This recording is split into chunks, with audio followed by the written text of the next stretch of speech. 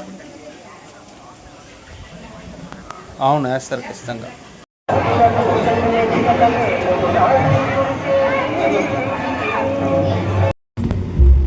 So అన్నదానం ప్రసాదం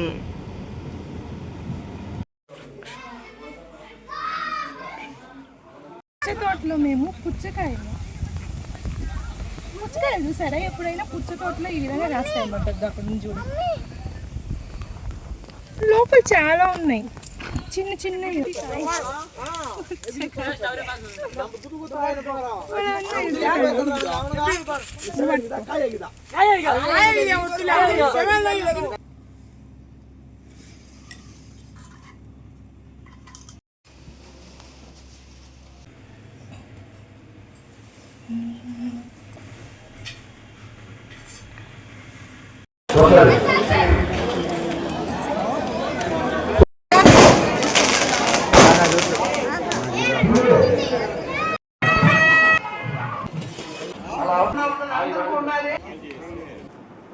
hello అండి, నమస్తే. This is Divya. Welcome back to our channel మన ఇంటి ముచ్చట్లు వ్లాగ్స్. ఎలా ఉన్నారండి? అందరూ బాగున్నారా? సో అందరికీ కూడా మహాశివరాత్రి శుభాకాంక్షలు అండి. Happy Shivaratri all of you. So ఈ శివరాత్రి మేము ఎలా సెలబ్రేట్ చేసుకున్నామో ఈ వీడియోలో మీతో షేర్ చేసుకుంటానండి. మామూలుగా మార్నింగే టెంపుల్కి వెళ్తాము, మళ్ళీ ఈవినింగ్ వచ్చేసి అఖండ దీపం పెట్టుకుంటాం అనమాట ఇంట్లో. ఆ తర్వాత కళ్యాణోత్సవం జరుగుతుంది టెంపుల్లో, అక్కడికి వెళ్తాము. సో ఎవ్రీ ఇయర్ కూడా సాయంత్రం వచ్చేసి మా వారు వాళ్ళ ఫ్రెండ్స్తో కలిసి అన్నదానం లాగా చేస్తారనమాట. సో అవన్నీ అయిపోయిన తర్వాత మళ్ళీ ఇంటికి వచ్చేస్తాము. సో ఫస్ట్ టైం శివరాత్రి మేము ఎలా జరుపుకుంటామో మీ అందరితో షేర్ చేసుకోబోతున్నానండి. వీడియోని స్కిప్ చేయకుండా ఎండ్ వరకు చూసేసి ఎలా ఉంది నాతో కామెంట్ సెక్షన్లో అయితే షేర్ చేసుకోండి.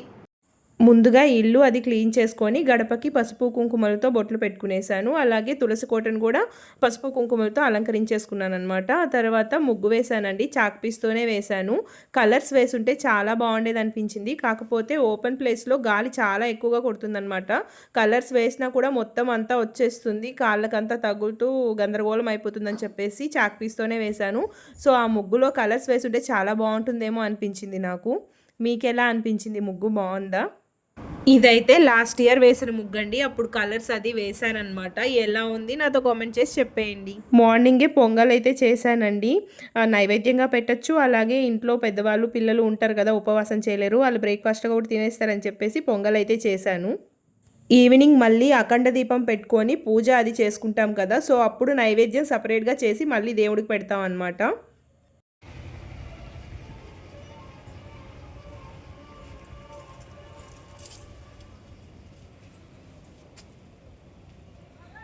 పూలు కోసుకొని దేవుడి ఫొటోస్కి పెట్టేసి పూజ అది కంప్లీట్ చేసుకున్న తర్వాత మళ్ళీ టెంపుల్కి వెళ్తామండి. మన చెట్లో పూసిన పూలను కోసి మన చేతితో దేవుడికి పెడితే ఆ ఆనందమే వేరేగా ఉంటుంది కదా.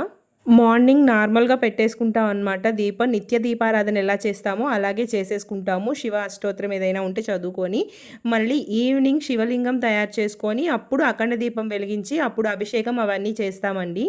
ధూపం వేయడం వల్ల ఇల్లు పూజ గది మొత్తం అంతా కూడా సువాసనలతో నిండిపోయిందనమాట. సో టెంపుల్కి వెళ్తున్నాము, మా ఊర్లో ఉండే శివాలయానికే వెళ్తున్నామండి. ఈవినింగ్ వచ్చేసి కళ్యాణం ఉందన్నమాట, శివపార్వతుల కళ్యాణము. సో దానికి వెళ్తాము. ఇప్పుడైతే దర్శనం చేసుకోవడానికి వెళ్తున్నాము. మళ్ళీ కళ్యాణానికి వెళ్ళినప్పుడు ఫుల్ రష్గా ఉంటారు, అప్పుడు దర్శనం చేసుకోవడం కష్టం అని చెప్పేసి ఇప్పుడైతే కొంచెం ఫ్రీగా ఉంటారని చెప్పేసి ఇప్పుడు దర్శనానికి వెళ్తున్నాము. టెంపుల్కి అయితే వచ్చేసామండి. ఆల్రెడీ ఫుల్గా ఉన్నట్టున్నారు, దర్శనం చేసుకొని వచ్చే వాళ్ళు వస్తూ ఉన్నారు.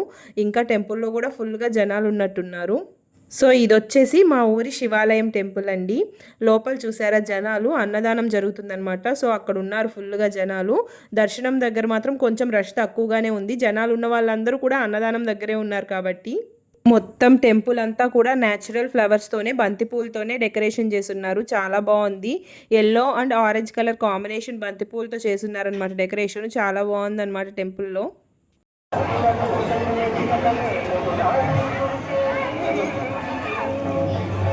రీసెంట్గా ఈ మధ్యనే ఈ టెంపుల్ ముందు నందీశ్వరుని ప్రతిష్ఠించారనమాట, అంతకు ముందు లేదు. సో ఈ నందీశ్వరుని ప్రతిష్ఠించిన తర్వాత టెంపుల్కి ఒక మంచి కళ వచ్చిందండి. సో శివరాత్రి కదండి, దీపాలు పెట్టేవాళ్ళు దీపాలు పెట్టుకుంటూ ఉన్నారు. అన్నదానం దగ్గర చాలామంది ఉన్నారు. అలాగే దర్శనం చేసుకొని చాలామంది వెళ్ళిపోయారు. దర్శనం దగ్గర కూడా చాలామంది ఉన్నారనమాట. వెళ్ళి దర్శనం చేసుకొని వచ్చి కాసేపు అలా కూర్చున్నాము. అన్నదానం దగ్గర ఫుల్ రష్గా ఉంది కదా అని చెప్పేసి.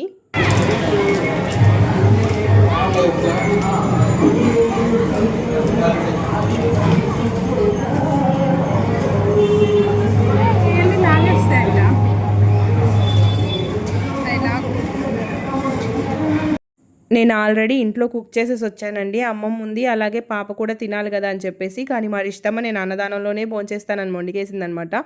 ఇంకెందుకులే అని చెప్పి తన కోసం ఒక ప్లేట్ అయితే తీసుకున్నాము.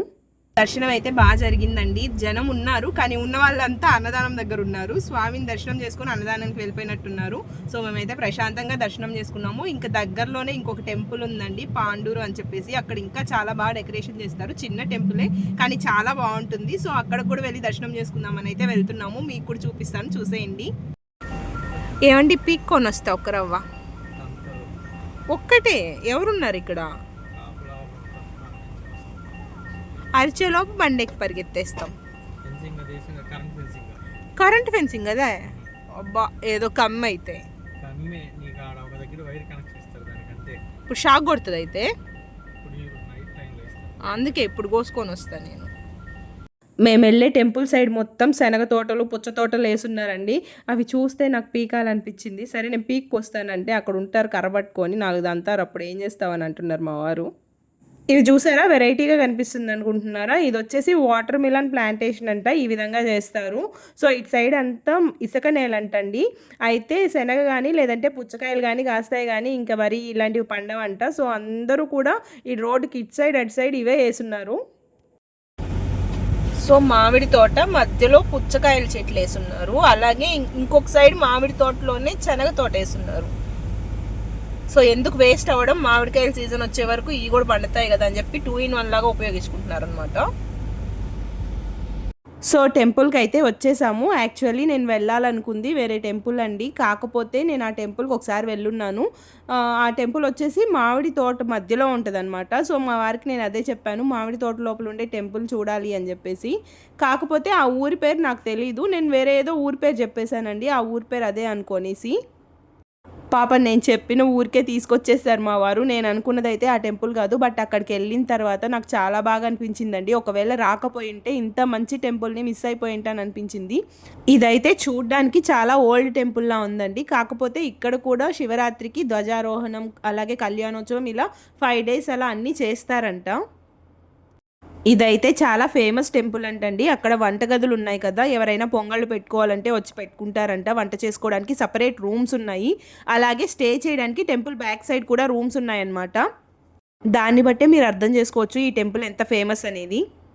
ఈ గుడి లోపలే ఇంకా చిన్న చిన్న గుడులు చాలా ఉన్నాయండి. అందరు దేవుళ్ళు కూడా ఈ ఒక్క గుడిలోనే ఉన్నారనమాట. చాలా పురాతనమైన టెంపుల్ అండి. అసలు ఎంత బాగుందంటే నేనైతే రాకుండా ఉంటే మిస్ అయిపోయి ఉంటాను ఖచ్చితంగా. ఇక్కడైతే మనకి రాధాకృష్ణులు ఉన్నారనమాట. ఫస్ట్ మెయిన్ గర్భగుడిలో శివుడు ఉంటాడనమాట. చుట్టూ చిన్న చిన్న టెంపుల్స్లో మిగిలిన దేవుళ్ళందరూ కూడా ఉన్నారు. చాలా ఓల్డ్ టెంపుల్ అండి, పురాతనమైన టెంపుల్. అసలు చాలా గుడులు ఉన్నాయి ఈ టెంపుల్లోనే. నేను ఫస్ట్ టైం చూస్తున్నాను, చాలా బాగుంది. నాతో పాటు మీరు కూడా చూసేయండి.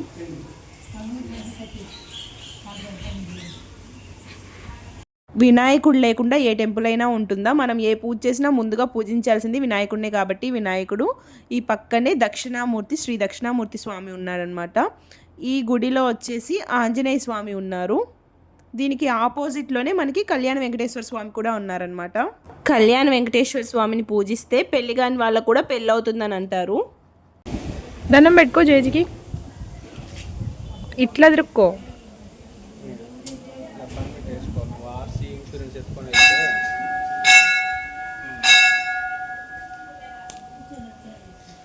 కంపల్సరీ పర్మిట్ చేయండి.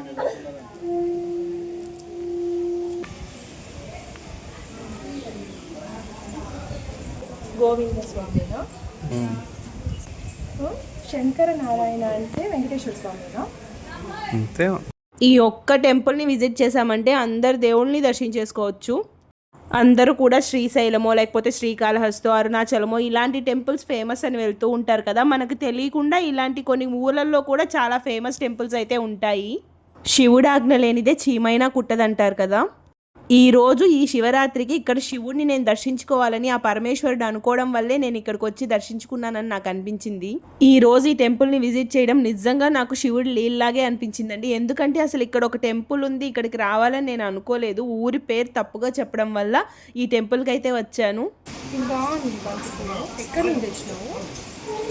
లోపలికి వెళ్ళి వచ్చినావు.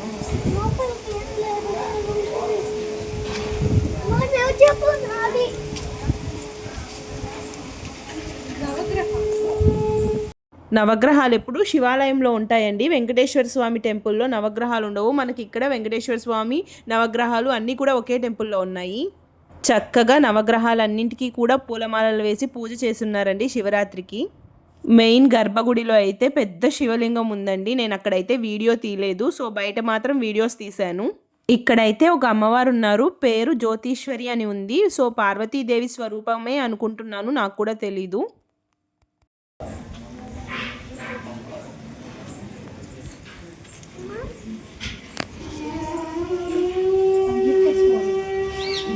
అందరూ ఉన్నారు ఈ టెంపుల్లో. మొత్తము దేవుళ్ళు ఉన్నారండి, వెంకటేశ్వర స్వామి, అయ్యప్ప స్వామి.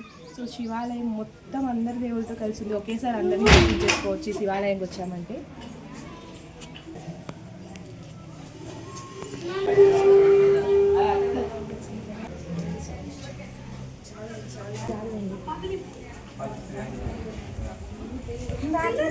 సో ఈ మండపంలో శివరాత్రి తర్వాత 3వ రోజు కళ్యాణోత్సవం చేస్తారంటండి. అప్పుడైతే ఈ చుట్టూ అసలు ఇసుకేస్తే రాలనంత జనం అయితే వస్తారంట. దానికోసమే మొత్తం గ్రౌండ్ అంతా రెడీ చేసి ఉన్నారు. శివరాత్రికి ఇక్కడ తిరునాళ్ళ చేస్తారండి, అందుకోసం అని చెప్పేసి షాప్లు అన్నీ కూడా పెట్టున్నారు. మామూలుగా అయితే ఇక్కడ ఏం ఉండవన్నమాట.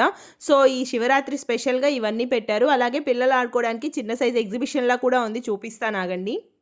ఈ టెంపుల్ వచ్చేసి మనకి మామిడి తోపు మధ్యలో ఉంటుందన్నమాట. చిన్న సైజ్ గోస్ట్ హౌస్ కూడా పెట్టారు, చూసారా? చిన్నపిల్లలు అయితే బాగా ఎంజాయ్ చేస్తారు ఇవన్నీ.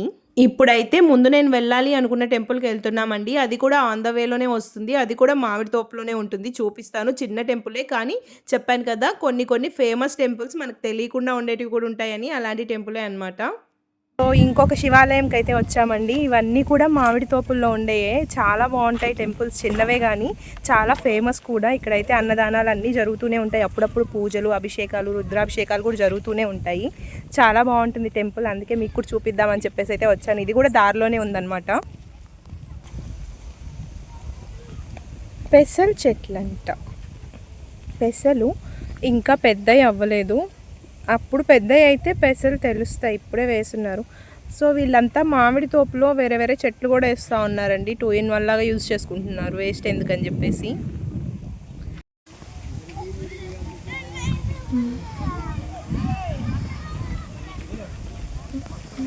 చూడండి ఎంత చక్కగా వేసినారో శనగ తోట. ఒక సైడ్ వచ్చేసి శనగ తోట ఉంది, ఇంకొక పక్క పుచ్చకాయల తోట ఉందన్నమాట. సో అది కూడా చూపిస్తాను. ముందైతే టెంపుల్లోకి వెళ్ళి దర్శనం చేసుకొని వచ్చేద్దాం. ఈ టెంపుల్లో అయితే ఆఫ్టర్నూనే కళ్యాణోత్సవం అయిపోయిందండి. ఈ స్టేజ్ కనిపిస్తుంది కదా, ఇక్కడే కళ్యాణోత్సవం చేశారు. సో అందరూ కూడా వచ్చి వెళ్ళిపోయారనమాట. అన్నదానం అన్నీ కూడా అయిపోయాయి. మేము ఆల్రెడీ మా ఊర్లో టెంపుల్ని దర్శించుకొని నెక్స్ట్ ఇంకో టెంపుల్కి వెళ్ళేసి థర్డ్ ఈ టెంపుల్కి వచ్చాము. సో అప్పటికే చాలా లేట్ అయిపోయింది కాబట్టి అందరూ వెళ్ళిపోయారు. అన్నదానము, కళ్యాణోత్సవం అన్నీ అయిపోయాయి కాబట్టి. కళ్యాణోత్సవం తర్వాత ఊరేగింపు అంతా జరుగుతుంది కదండి ఊర్లో శివరాత్రికి. సో అందుకోసం అని చెప్పేసి కళ్యాణోత్సవం చేసిన విగ్రహాలని అలాగే ఉంచేశారు. డెకరేషన్ అయితే చాలా బాగుంది కదా. మేము వెళ్ళేసరికి ఎవ్వరూ లేరండి. సో మీకోసం అని చెప్పేసి వీడియో తీశాను. స్వామివారిని ఎంత చక్కగా అలంకరించున్నారో కదా, అసలు 2 కళ్ళు సరిపోలేదండి చూడ్డానికి. టెంపుల్ పక్కనే పుచ్చతోట ఉండిందండి, అందరూ కూడా కొనుక్కొని వెళ్తా ఉన్నారు. సరే లోపలికి వెళ్ళి చూద్దామని నేను కూడా వెళ్ళాను. పుచ్చతోటలో మేము పుచ్చకాయలు చూసారా, ఎప్పుడైనా పుచ్చతోటలో ఈ విధంగా రాస్తాయి అన్నమాట. అక్కడ నుంచి చూడు, లోపల చాలా ఉన్నాయి చిన్న చిన్నగా.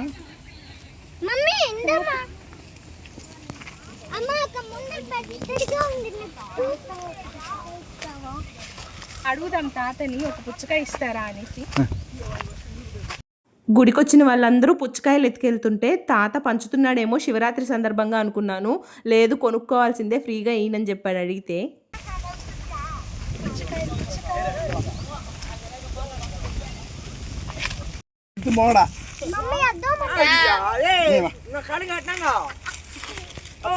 ఆల్రెడీ ఫస్ట్ క్రాప్ అయిపోయిందంట, ఇది సెకండ్ క్రాప్, అందుకే ఈయన ఇక్కడ అమ్మేస్తున్నారు.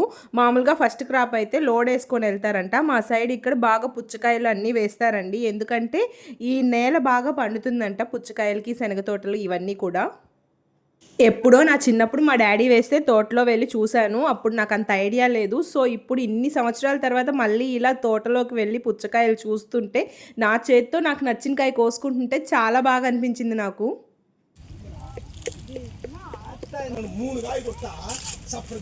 మమ్మీ జ్యూస్ అమ్మా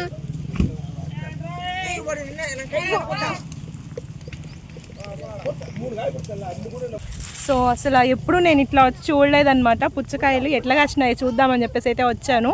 సో నా చేతిలో పుచ్చకాయ ఉంది, పుచ్చకాయ కూడా తీసుకెళ్తున్నాము. భలే ఉన్నాయండి అసలు, ఎట్లున్నాయి చూడండి. కిందంతా పుచ్చకాయలు, మొత్తం అన్ని పుచ్చకాయలే. ఇవన్నీ రౌండ్గా కనిపిస్తున్నాయి కింద, అవన్నీ పుచ్చకాయలే అన్నమాట. ఆకుల్లో దాంకొని ఉన్నాయి. ఏమండి అక్కడుంది చూడు, అక్కడ. మొత్తానికి తోటలో నుంచి పుచ్చకాయలు కొనుక్కొని బయలుదేరేసాము. ఈ రోజైతే నేను ఉపవాసం ఉంటున్నానండి.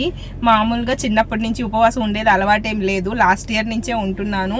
సో మార్నింగ్ నుంచి మంచినీళ్ళు కూడా తాగలేదు. మరీ అంత కటిక ఉపవాసం చేయడం వల్ల అవ్వడం లేదు, అలవాటు లేదు కాబట్టి. అలవాటు లేదనే కాదు, మరీ అంత కఠినంగా కూడా ఉండాల్సిన అవసరం లేదండి. ఉపవాసం అంటే ఆ శివుడికి దగ్గరగా ఉండడం, అంటే శివనామ స్మరణ చేస్తూ ఉండడం. సో అందుకని చెప్పేసి కోకోనట్ వాటర్ అయితే తాగుదాం అనేసి మా వారిని కోకోనట్ వాటర్ తెమ్మని చెప్పాను. సో తెస్తున్నారనమాట. నా కోసం తీసుకొచ్చిన బోండా ఇష్టం తాగేస్తుంది. సో కాబట్టి నేను బాటిల్లో ఉండే కోకోనట్ వాటర్ తాగేస్తున్నాను. ఇంటికి రాగానే ఫాస్ట్గా అన్నీ రెడీ చేసుకోవాల్సి వచ్చింది పూజకి. ముఖ్యంగా పాయసం చేశానండి. ఇప్పుడు అఖండ దీపం పెట్టాలి కదా, ఇంకా శివయ్యని కూడా రెడీ చేసుకోలేదు. సో పిండితో శివలింగాన్ని చేసుకోవాలి. ఫస్ట్ అయితే నైవేద్యం చేసేస్తున్నాను. సో ఆల్మోస్ట్ అయిపోయింది, డ్రై ఫ్రూట్స్ యాడ్ చేసేసుకున్నాం కాబట్టి. సో పాయసం అయితే అయిపోయింది. టెంపుల్ నుంచి వచ్చేసరికి మాకు చాలా లేట్ అయిపోయిందండి, 4 అయిపోయింది. సో సాయంత్రం 6 గంటలకి అఖండ దీపం పెట్టుకోవాలి కాబట్టి అన్నీ కూడా రెడీ చేసేసుకుంటున్నాను. ముందుగా నైవేద్యం అయితే చేసేసాను. ఆ తర్వాత శివలింగం అన్నీ తయారు చేసుకోవాలి. శివలింగాన్ని తయారు చేసుకున్న తర్వాత పూజ గదిలోనే పెట్టుకొని పూజ చేసుకుంటాం కాబట్టి అక్కడ ముందుగా కడిగి ముగ్గు వేసుకోవాలండి. ఆ తర్వాత ఒక పీట తీసుకొని దానిపైన తెల్లటి వస్త్రాన్ని పరిచి దానిపైన ఒక ప్లేట్ పెట్టుకోవాలండి.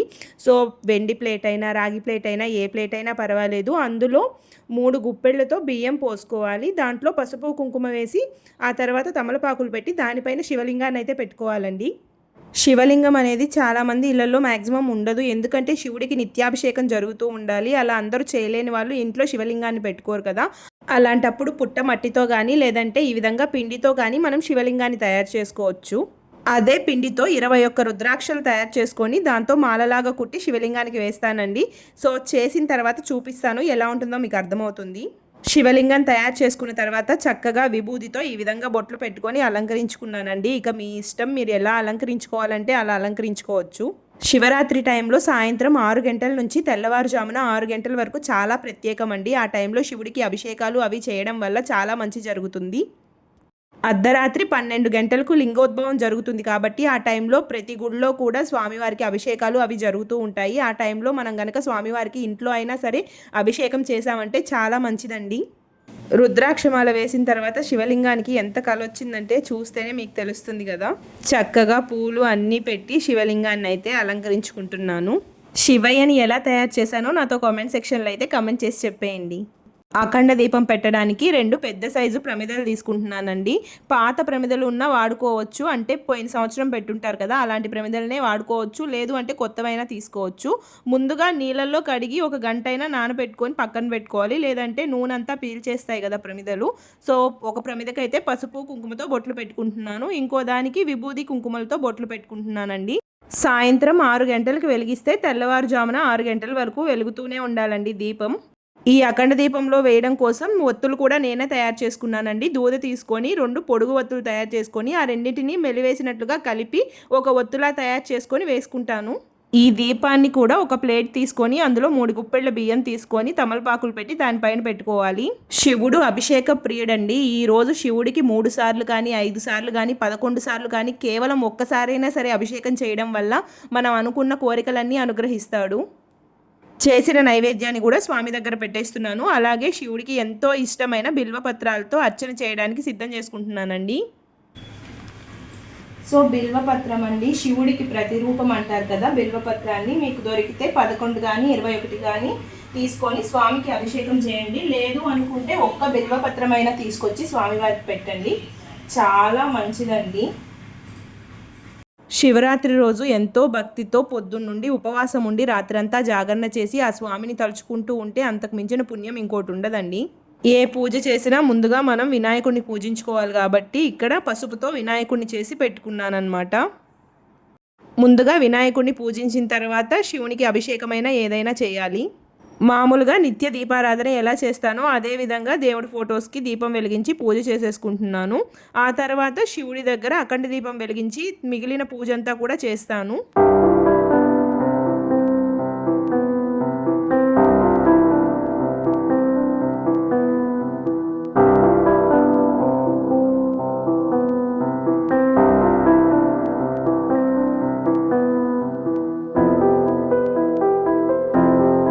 స్వామికి అభిషేకం చేయడానికి కావాల్సినవన్నీ కూడా సిద్ధం చేసుకున్నానండి. ఆవు పాలు, పెరుగు, తేనె, చక్కెర, ఆవు నెయ్యి, అలాగే పండ్లతో కూడా స్వామికి అభిషేకం చేయొచ్చు. ఇంకా విభూతితో కూడా స్వామికి అభిషేకం చేయాలండి. నేను పిండితో శివలింగాన్ని తయారు చేసుకున్నాను కాబట్టి కొద్దిగా వేస్తూ అభిషేకం చేశానండి. మామూలుగా అయితే మొత్తం అన్నిటితో అభిషేకం చేసిన తర్వాత వాటినే తీసుకొని పంచామృతం ప్రసాదంగా తయారు చేసి స్వామికి పెట్టాలి. నాకు తెలిసినంతలో పూజనైతే చక్కగా చేసుకున్నాను.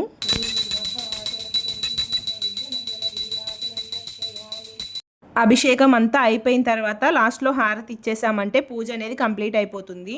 మళ్ళీ చేసుకోవాలన్నా అభిషేకం అదే విధంగా కంటిన్యూ చేయొచ్చు.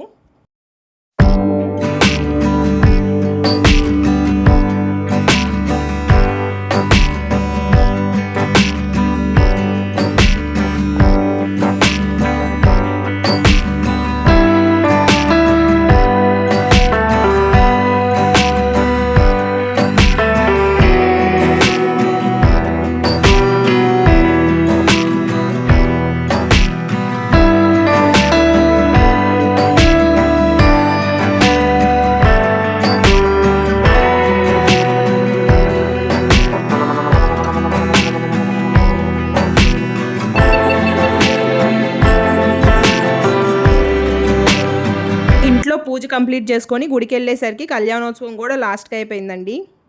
మార్నింగే కొంచెం రష్ తక్కువగా ఉన్నింది. సాయంత్రం కళ్యాణోత్సవంకి ఫుల్గా జనాలు వచ్చేసారండి. అందుకే మార్నింగ్ వచ్చి దర్శనం చేసేసుకున్నాం మేము. కళ్యాణోత్సవం అంతా అయిపోయిన తర్వాత స్వామివారికి చదివింపులు చదివిస్తారు కదా, అది జరుగుతూ ఉన్నాయన్నమాట.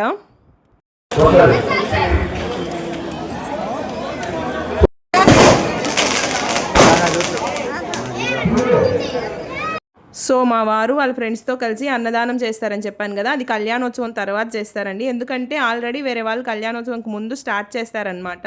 అందరూ ఒకేసారి పెట్టారంటే జనాలు అక్కడికి వెళ్ళాలా ఇక్కడికి వెళ్ళాలా అనేసి సగం తిని పడేస్తారు కదా, ఫుడ్ అలా వేస్ట్ చేయకూడదని చెప్పేసి ఒకరి తర్వాత ఒకరు స్టార్ట్ చేస్తారనమాట అన్నదానం కూడా.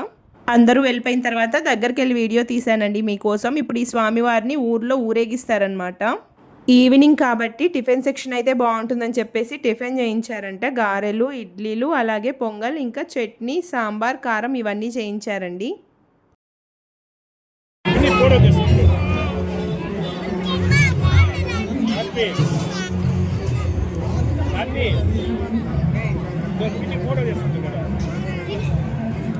సో అదండి సంగతి. మొత్తానికి టైం వచ్చేసి 9 అవుతుంది. ఇప్పుడే టెంపుల్ నుంచి వచ్చాము. మా శివరాత్రి అయితే ఈ విధంగా జరిగింది. మీరు ఎలా సెలబ్రేట్ చేసుకున్నారు నాతో కామెంట్ సెక్షన్లో అయితే షేర్ చేసుకోండి.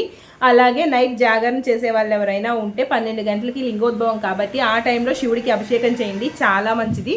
సో నేను ఇందాక 6 గంటలకి ఒకసారి అభిషేకం చేశాను కాబట్టి ఇప్పుడు ఒకసారి అభిషేకం చేస్తాను. అలాగే 12 గంటలకు ఒకసారి చేస్తాను, 3 సార్లు అవుతుంది. సో ఎవరైనా సరే 5 సార్లు కానీ 3 సార్లు కానీ కుదిరితే 11 సార్లు కానీ చేయొచ్చు, లేదంటే ఒక్కసారైనా చేయండి 12 గంటలకి. ఆ టైంలో శివుడికి అభిషేకం చేయడం వల్ల మనకున్న సర్వ పాపాలన్నీ హరించుకుపోతాయి. సో అందరికీ కూడా వన్స్ అగైన్ హ్యాపీ శివరాత్రి అండి. సో ఈ వీడియో అయితే ఇక్కడికి ఎండ్ చేస్తున్నాను. Thank you so much for watching this video. Bye.